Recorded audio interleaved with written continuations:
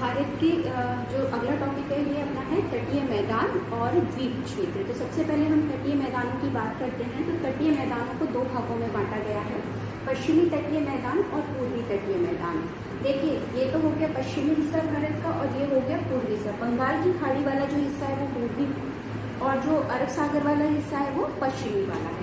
तो इन तटों को दो भागों में बांट दिया, पश्चिमी तट और पूर्वी तटीय क्षेत्र। पश्चिमी तट को समझने के लिए और उसमें क्या क्या विशेषता है वो स्पष्ट बताने के लिए इनको चार भागों में बांटा गया है। गुजरात का तटीय मैदान, इसका मतलब यहाँ कच्छ के रण से लेके दमन तक का क्षेत्र ये कहलाता है हमारा कच्छ का मैदान। काठियावाड़ क्षेत्र भी यही पड़ता है, काठियावाड़ का मैदान या सौराष्ट्र का मैदान भी इसको कहते हैं। तो इसको कई नामों से जाना जाता है, गुजरात का मैदान, सौराष्ट्र का मैदान, काठियावाड़ का मैदान, या आप इसे कच्छ का रण कह सकते हैं। तो ये पूरा क्षेत्र एक पार्ट तो ये हो गया। दूसरा आ जाता है अपन का दमन से लेके महाराष्ट्र वाले क्षेत्र से लेके गोवा तक का भाग। ये अपना दूसरा पार्ट है कोंकण तट। कोंकण स्थानीय भाषा का शब्द है। महाराष्ट्र से लेके गोवा तक का पूरा तटीय भाग कहलाता है कोंकण तट। गोवा से लेके मंगलौर तक, मंगलौर में देखिए हमारा बंदरगाही क्षेत्र है। गोवा से लेके मंगलौर तक का क्षेत्र हमारा कहलाता है कन्नड़ तट, ठीक है। और मंगलौर से लेके कुमारी अंतरीप तक हमारा ये क्षेत्र ये पूरा कहलाता है मालाबार तट। तो इस पश्चिमी तट को चार भागों में बांटा जा सकता है, गुजरात का, कोंकण का तट, कन्नड़ का तट और मालाबार का तट। इसी तरह पूर्वी तटीय मैदान को भी तीन भागों में बांटा गया है।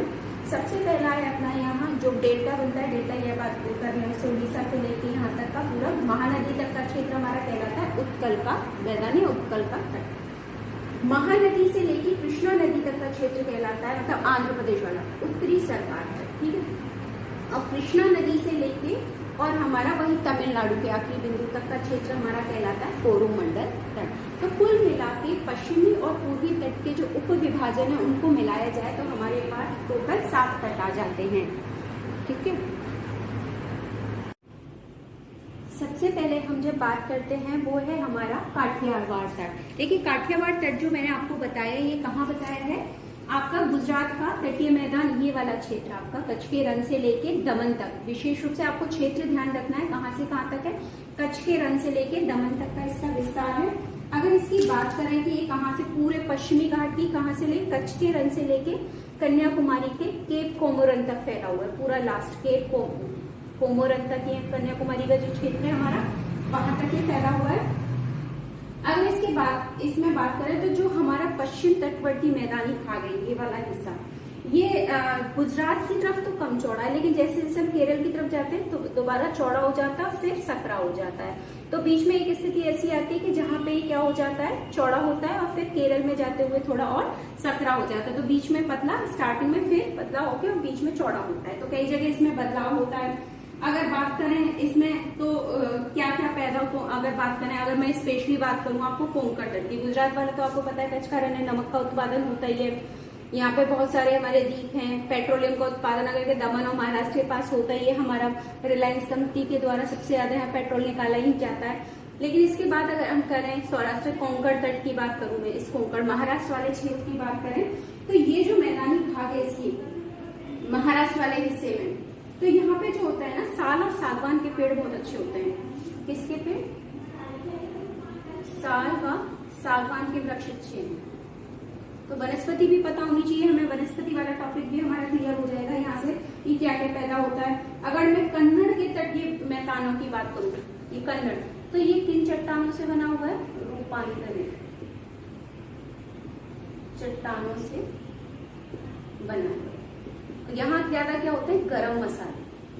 अगर आपसे पूछा जाए कौन सा तट किस मसाले के लिए, तो गरम मसाले के लिए हमारा कौन सा तट उपयोगी है? हमारा कन्नड़ तट उपयोगी है। जैसे अगर सुपारी गरम मसाले होगा, सुपारी है हमारा, इसके अलावा नारियल है, ये बहुत अच्छा होता है इस कन्नड़ तट पे। अपना चौथा जो तट आता है वो है हमारा मालाबार तट। अगर बात करें तो ये तटीय मैदान जो है ना, मालाबार तट अगर फेमस है तो ये लेगून के लिए। लेगून क्या होता है? सागर से जुड़ा हुआ ऐसा हिस्सा जो कि जिसमें झील आकृति, लेगून एक्चुअली झील होती है, बोट चैनल के द्वारा जुड़ी रहती है। आपने प्रवाल भित्ति में भी पढ़ा होगा। तो लेगून या जिसे कहते हैं कयाल, यहाँ पे कहे जाते हैं कयाल। इंपॉर्टेंट है, कयाल कहाँ कहा जाता है? तो केरल वाले हिस्से में इसको कयाल के नाम से जाना जाता है। जाता है, ये आपको ध्यान रखना है। इसके अलावा यहाँ ज्यादातर जो काम होता है, क्योंकि तट भी कटा फटा है, तो यहाँ मछली पकड़ने का व्यवसाय काफी अच्छा उन्नत है यहाँ पे, लेगून्स के पास में, कयाल के पास में। इसके अलावा परिवहन, अंतरदेशीय परिवहन का यहाँ से देखिए, अगर अपन जाए विश्व का मैप आपको ध्यान हो तो यहाँ से हम अफ्रीका वाले क्षेत्र, मेडागास्कर वाले क्षेत्र, यहाँ लक्षद्वीप वाले क्षेत्र हैं, यहाँ अंडमान निकोबार, तो सारा का सारा क्षेत्र जो है अंतरदेशीय जल परिवहन के लिए भी काम में आता है। इसके अलावा मैं बात करूं एक फेमस चीज, अगर जीके के क्वेश्चन की भी बात करें क्या है, तो यहाँ केरल वाला क्षेत्र कवर करते हैं। तो यहाँ पुन्नमादा कयाल एक जगह है, पुन्नमादा कयाल, वही लेगून झील, कयाल मतलब लेगून झील वाले की बात कर रही हूँ मैं, स्पेशली आपको नाम बता रही हूँ, जहाँ हर साल नौका परिवहन प्रतियोगिता होती है, जिसका नाम, जो ट्रॉफी मिलती है, नेहरू ट्रॉफी वल्लकमाली। इसमें जो मिलती है नेहरू ट्रॉफी वल्लकमाली, ठीक है, ये यहाँ पे ट्रॉफी इसका है, नौका परिवहन की सबसे अच्छी प्रतियोगिता यहाँ आयोजन होता है। अगर बात करें जलमग्न हिस्सा है, कटा फटा है, बंदरगाह, पत्तन, प्राकृतिक परिस्थिति बनी हुई है, तो यहाँ कई कई बंदरगाह भी डेवलप है, अभी बना कैसा है। अगर मैं बात करूं इस पश्चिमी घाट की, ये पश्चिमी घाट का निर्माण कैसे हुआ है, तो जो यहाँ अपना कौन सा सागर है, अरब सागर, और ये हमारा पश्चिमी तट की बात कर रहे हैं। तो अरब सागर और पश्चिमी तट के बीच में जो निर्मित मैदान, घाट, ये वाला हिस्सा मैंने घाट बताया था आपको इससे पहले वाले में, और ये तट है, तो अरब सागर और पश्चिमी घाट के बीच का हिस्सा कहलाता है हमारा पश्चिमी तटवर्ती क्षेत्र। इसकी अगर इसको बात करें कि कैसे बना है, तो यही मैंने आपको बताया, जब घाट बना था तो कुछ हिस्सा अपर्दन अपक्ष अवतलित हो गया था अरब सागर में, कुछ हिस्सा जो अपर्दन से निर्मित हुआ, उसके मलबे से निर्मित हुआ, पश्चिमी घाट हो गया था। तो ये तो हो गया हमारी पश्चिमी घाट के बारे में। अब बात करते हैं हम पूर्वी घाट की चर्चा। पूर्वी घाट को हमने 3 भागों में बांटा है, उत्कल तट, उत्तरी सरकार तट और कोरोमंडल तट। इसमें सबसे पहले जो हम बात करें, इसको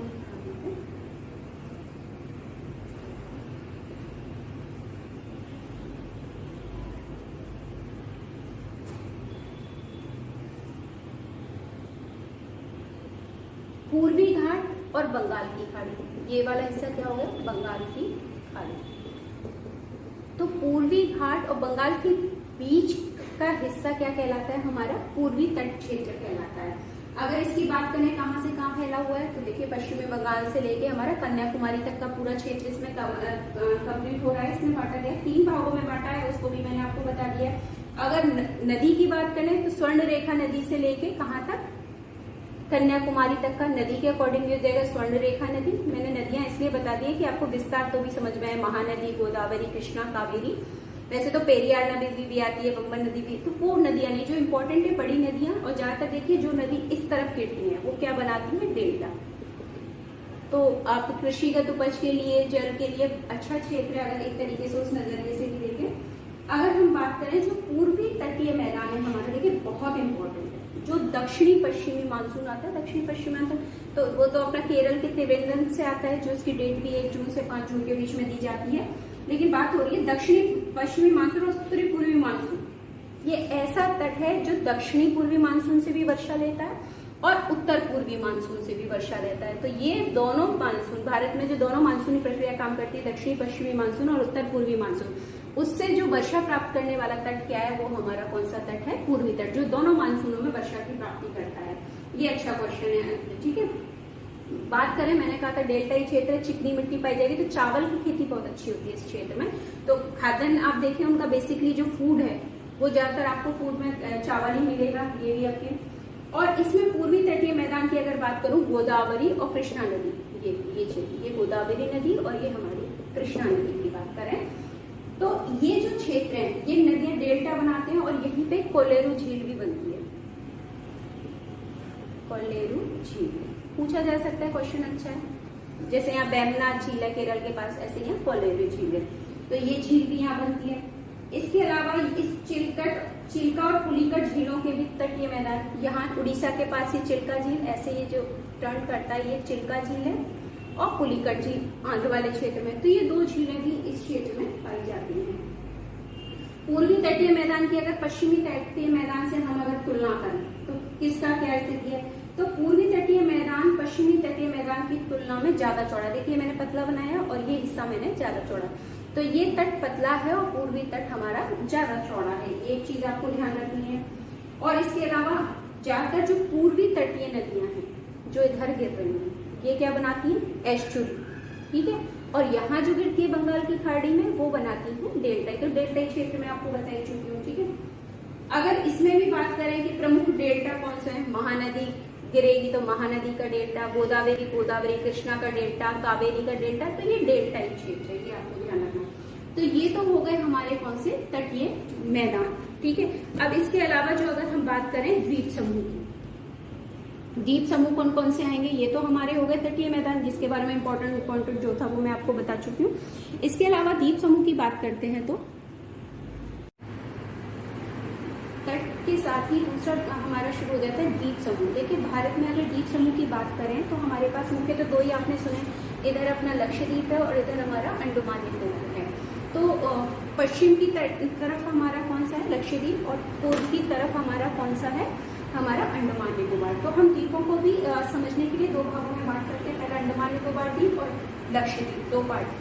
अन्य द्वीप में अन्य ऐसे द्वीप हैं जो कि बने हैं, बाद में बने हैं, बाद में डेवलप हुए हैं, तो उनमें है अन्य द्वीपों में श्री हरिकोटा, पंबन द्वीप, न्यूमो द्वीप, अब्दुल कलाम द्वीप, जिसको व्हीलर द्वीप, इसको अब्दुल कलाम आपने अभी तक देखा होगा व्हीलर द्वीप के नाम से, इसका नाम बदल दिया गया है अब्दुल कलाम द्वीप। और माजुली द्वीप, माजुली द्वीप एक नदी द्वीप है जो ब्रह्मपुत्र नदी में है। ध्यान रखिएगा, जीके का बहुत अच्छी क्वेश्चन है कि नदी द्वीप कौन सा है, तो माजुली किसमें, ब्रह्मपुत्र नदी में।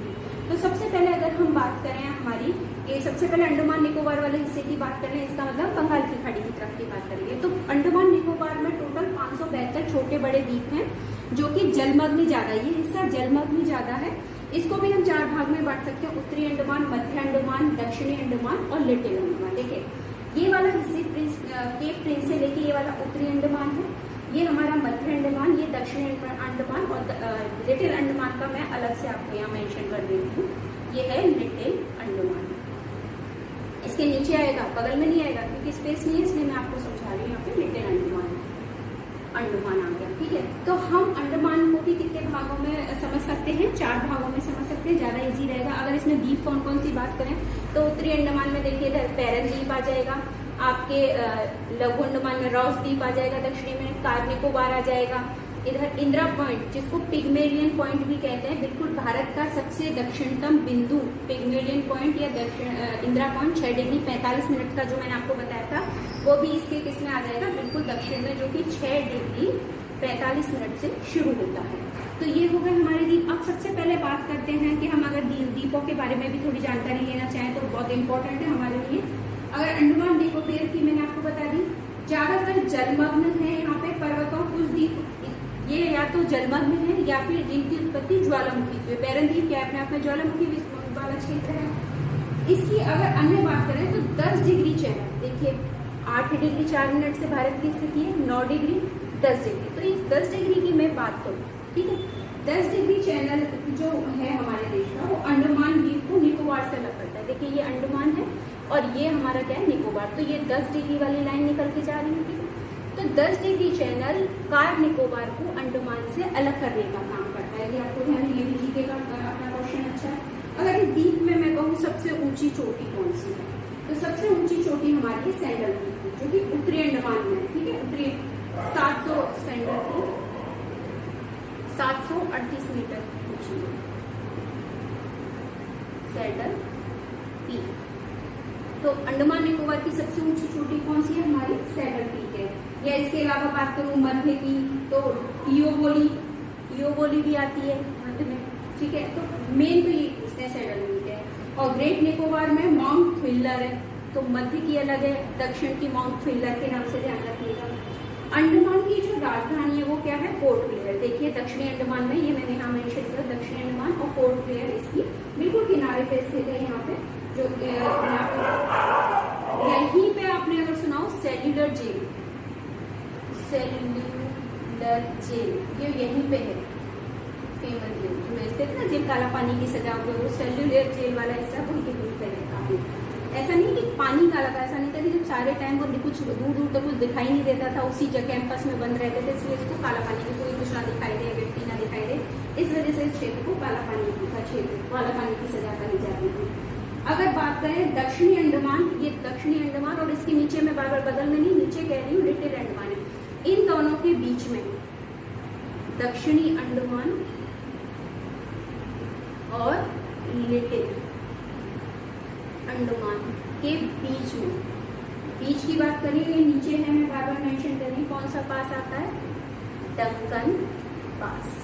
अच्छा क्वेश्चन, किस किस के बीच में कौन सा पास है, ये हम फर्स्ट चैप्टर में पहले भी पढ़ चुके हैं, तो ये आपको ध्यान रखना है। और अगर बात करें मध्य अंडमान, ये हमारा हिस्सा है मध्य अंडमान, तो इसके पूर्व में अपना कौन सा आता है, बैरन द्वीप। ये भारत का एकमात्र ऐसा द्वीप है जो कि सक्रिय ज्वालामुखी है। तो भारत का सक्रिय ज्वालामुखी अंडमान निकोबार में कौन से द्वीप में पड़ता है, बैरन द्वीप में, और कैसा है, सक्रिय ज्वालामुखी का द्वीप है। ठीक है, अगर उत्तरी अंडमान की बात करें तो उत्तरी अंडमान के पूर्व में नारकोंडम द्वीप, यहाँ मैंने लिखा हुआ है नारकोंडम द्वीप भी स्थित है। ठीक है, तो ये छोटे छोटे बहुत सारे, मैंने कहा 500 से बेहतर है, तो इसमें तो बनेंगे नहीं कि हम सारे दिखा दें इसमें। इसके अलावा बात करें लिटिल अंडमान की, तो निकोबार, ये वाला क्षेत्र, कार निकोबार वाला, इस वाले क्षेत्र की अगर बात की जाए तो इसको भी 4 भागों में बांट सकते हैं। एक तो कार निकोबार, इससे नीचे आ जाएगा लिटिल, ये लिखा हुआ लिटिल निकोबार, और उससे भी नीचे आ जाएगा ग्रेट निकोबार। तो जो 6 डिग्री चैनल है, 6 डिग्री चैनल, 6 डिग्री चैनल, ध्यान रखिएगा सारे चैनल्स कई बार आजकल क्वेश्चन पूछे जाते हैं। ग्रेट निकोबार को सुमात्रा से अलग करता है। अच्छा क्वेश्चन है, इससे ग्रेट निकोबार को सुमात्रा से अलग करने वाला चैनल कौन सा है, हमारा 6 डिग्री चैनल। ठीक है, जो कि इंडोनेशिया की सुमात्रा, वो यहाँ पे इंडोनेशिया की सुमात्रा की तरफ पड़ता है, क्योंकि मैंने नहीं बताया हुआ। भारत का दक्षिणतम बिंदु इंदिरा पॉइंट 6 डिग्री 45 मिनट मैंने यहाँ मेंशन किया हुआ है, वो भी है दक्षिण में पड़ता है। इसको एक और नाम कहते हैं पिग्मेलियन पॉइंट, पार्सन पॉइंट, तो अन्य नाम भी है इसके, तो उसको भी आप ध्यान रखिएगा कि कौन कौन से हैं इसके। इसके अलावा यहाँ पे अगर मैं जनजातियों की बात करूँ, ये क्षेत्र है जारवा और शामकी, जारवा और शाम में जनजाति पाई जाती है, जनजाति का क्षेत्र है, ये आपको ध्यान रखना है।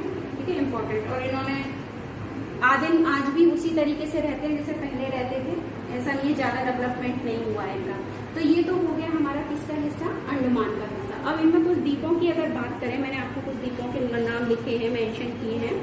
तो उन द्वीपों में जैसे अपना अंडमान की बात की, निकोबार की बात करी, इसमें कुछ द्वीप भी हैं, अपने बैरन द्वीप है। बैरन द्वीप मैंने किसके लिए बताया है आपको, सक्रिय ज्वालामुखी है, और विवर्तनिक प्लेट के एक कोने पे होने के कारण इसकी स्थिति क्या है, चापीय। विवर्तनिक प्लेट एक चापीय रूप में है, क्योंकि प्लेट टेक्टोनिक जो प्रक्रिया हुई थी उसमें चापीय आकृति इसकी आ गई थी। ठीक है, अगर अगले और क्षेत्रों की बात करूं, क्योंकि मैं अभी उधरी की बात कर रही हूँ, तो अन्य द्वीपों में वो अलग से बता दी जाएंगे। अब आ जाते हैं हम लक्षद्वीप।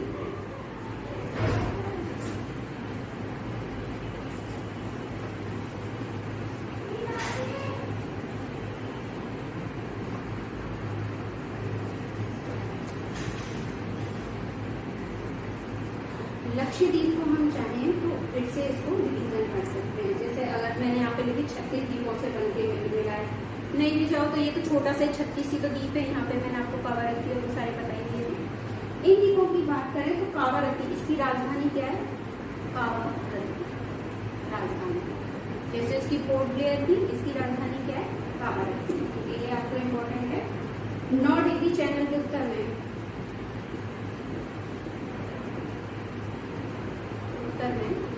स्थित है। अब ये 9 डिग्री चैनल जो है ये मिनी का है, द्वीप को लक्षद्वीप से अलग करता है। ठीक है, ये भी इम्पोर्टेंट है, किसको क्या अलग करता है, ये टॉपिक हम पहले भी करते हैं।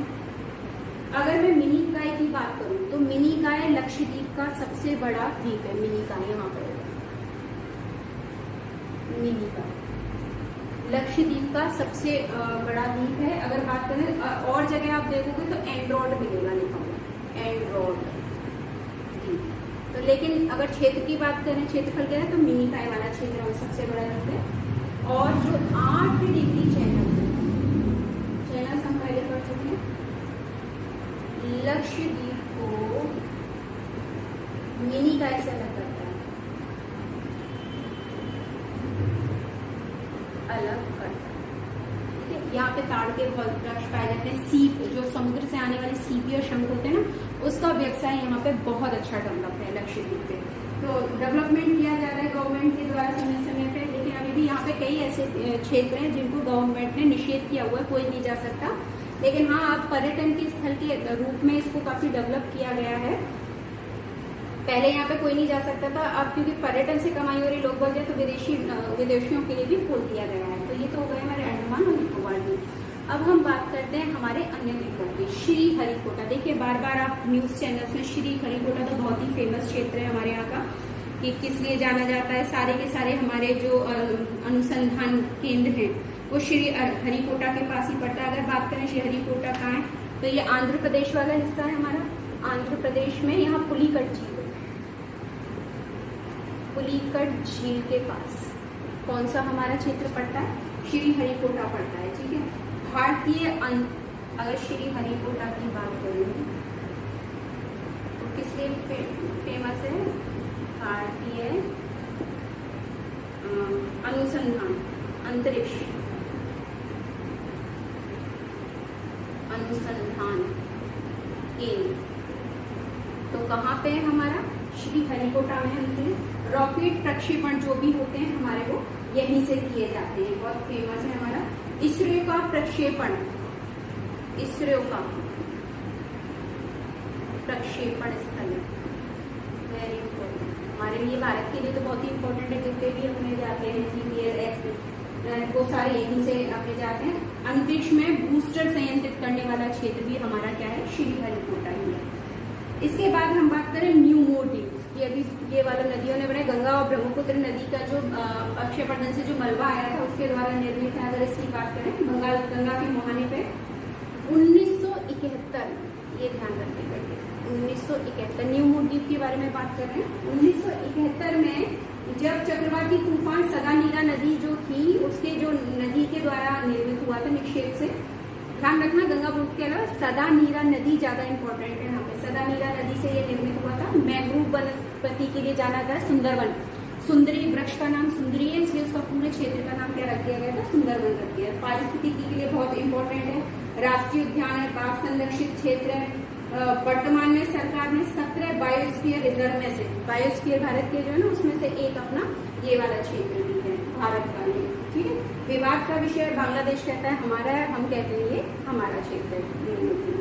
अगला बात करें मौजूली द्वीप है कि ब्रह्मपुत्र नदी में मैंने आपको कहा था एक नदी द्वीप अगर भारत में कौन सा है, वो मौजूली। विश्व का सबसे बड़ा नदी द्वीप है, जीके का क्वेश्चन, भारत का नहीं विश्व का सबसे बड़ा नदी द्वीप जो है वो मौजूली द्वीप है।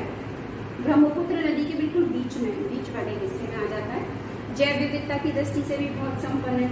पारिस्थितिक आपदा से इस समय जो है म्यांमार की सीमा जो पटकोई भूमि है, ये वाली हिस्सा, यहाँ पटकोई भूमि जनजाति आ जाती है, पटकोई भूमि, और यहाँ कई जनजातियां रहती है, तो उनका निवास स्थल क्षेत्र एक तरीके से देखा जाए तो। ठीक है, साल से अब एक साल से द्वीप की बात करें, यहाँ पे बम्बई के पास है साल से द्वीप। ये महाराष्ट्र से वत्सल नदी है, यहाँ पे वत्सल नदी के मुहाने पे स्थित है। और अगर एक और बात है, भ्रंश रेखा है यहाँ पे, अगर ये पूछा जाए किस रेखा पे, तो भ्रंश रेखा पे स्थित है। ठीक है, कई द्वीपों से मिलकर, ऐसा नहीं है एक ही द्वीप है, कई द्वीपों से मिलकर बना है, इसीलिए मुंबई और ठाणे वाला क्षेत्र इसमें ऐतिहासिक दृष्टि से भी जो अपने विदेशी आए थे उनका क्षेत्र भी यहीं से माना जाता है अपना। अब अपना बात करें, बेट है, नोरा है, कोरहाट भी द्वीप भी पड़ जाता है यहाँ पे, लेकिन बेट और नोरा मैंने आपको यहाँ पे लिख के दिया है। अगर बात करें कच्छ की खाड़ी में छोटे द्वीप है, सर्दियों में मैंने ये क्यों मेंशन किया, सर्दियों में यहाँ प्रवासी पक्षी आते हैं। जैसे राजस्थान की बात करें तो हमारे भरतपुर के केदारदेव राष्ट्रीय उद्यान में विदेशी प्रवासी पक्षी आते हैं। ऐसे ये तीनों क्षेत्र ऐसे हैं जहाँ विदेशी प्रवासी पक्षियों का क्षेत्र है, इसलिए मैंने ये बना दिया आपको। और यहीं पे अगर आपको बात करें पश्चिम में, ये वाला क्षेत्र अपना द्वारिका का है, तो द्वारिका पूरी जो है वो भी हमारी यहीं पे पड़ती है, इस वजह से भी इम्पोर्टेंट है। तो बहुत सारे द्वीप हैं, ऐसा नहीं है कि एक ही द्वीप है या दो द्वीप है। भारत में अगर बात करें द्वीप तो बहुत सारे हैं, लेकिन जो इम्पोर्टेंट है, ठीक है, वो बता दिया। श्रीहरिकोटा की बात करें तो सतीश धवन सेंटर, सतीश धवन सेंटर वो भी कहाँ पे, श्रीहरिकोटा में ये स्थित है, ठीक है।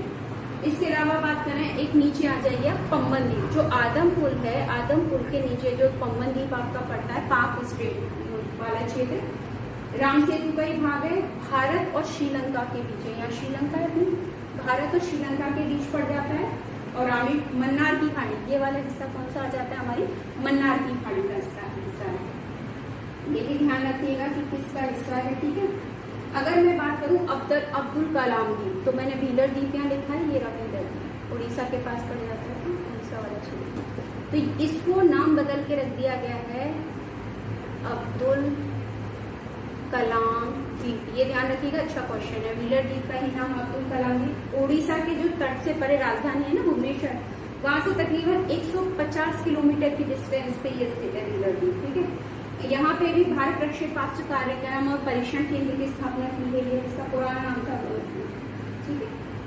माजुली जो है, मैंने अभी माजुली का एक और चीज जीके का बता देती हूँ, माजुली को असम का 35वां जिला घोषित किया गया है, अपने आप में जिला क्षेत्र घोषित कर दिया गया है, पहला द्वीपीय जिला है ये विश्व का, पहला मतलब भारत में भी समझ लीजिए पहला द्वीपीय जिला अगर वो है वो माजुली द्वीप है। तो ये तो हो गए हमारे तटीय क्षेत्र और द्वीपीय क्षेत्र भारत के।